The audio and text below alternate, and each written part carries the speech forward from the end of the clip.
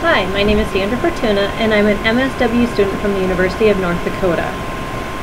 The technique I would like to share with you today is called stop, watch, and copy. This is a technique that is used with children who have Asperger's or autism disorder, and is a type of modeling technique that will help improve their chance of success in social situations. Kids with autism or Asperger's generally have a difficult time in social situations as they're not able to pick up on social cues in settings. Oftentimes these kids do not recognize facial expressions or body movements as signs that they need to follow the social clues and do not know how to act appropriately. Kids have a difficult time in social situations as they often act out and do not know why other people are upset by their behaviors.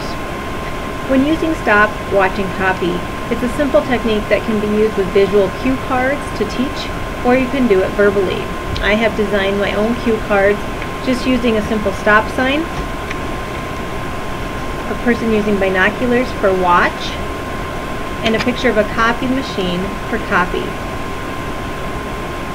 You want to teach stop, watch, and copy prior to a situation that a child will be going to.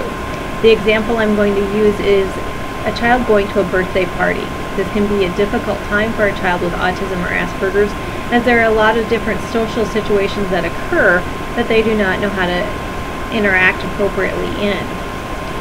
What we would like to do is, before the child goes to the party, is to set them up for success by telling them what can be expected, giving them as much detail about the party that we know, and also talking about what may happen during the party.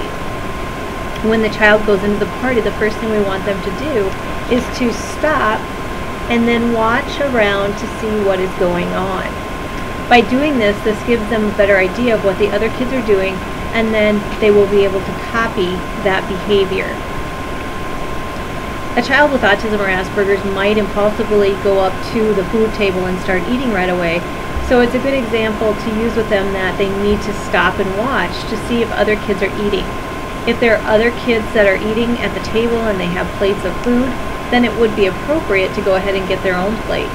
However, if they do not see anyone in the room with food and the cake isn't cut and people are either playing together or opening gifts, then it would not be an appropriate time to go and get a piece of cake. There are some cautionary things that you need to remember when using stop, watch, and copy with these children. First of all, they need to know the difference between a positive and negative behavior. If kids are not able to give you concrete examples of the difference between the two, then you need to do some education with them on what are some positive behaviors and what are some negative behaviors. It would be helpful to come up with a list of both positive and negative behaviors that might be seen at a birthday party to further set them up for success. An example of a negative behavior at a birthday party may be a child who is pushing or shoving to get into line for a piece of cake, and this would be a behavior that you would not want your child to copy. So that would be a perfect example to use with them about only following positive behaviors. Again, if you could give them a list or an idea of different behaviors that would be positive at a birthday party and other behaviors that may be negative, you're going to have a better chance of setting them up to do well at the party. So the technique is quite simple. It can be taught verbally or by using the cue cards. The cue cards I have chosen say stop, watch, and copy. It may be helpful if you have the child you're working with develop their own cue cards. That way they're going to pick pictures that will be important to them and help them remember the steps. So I hope this has been helpful, and that is all.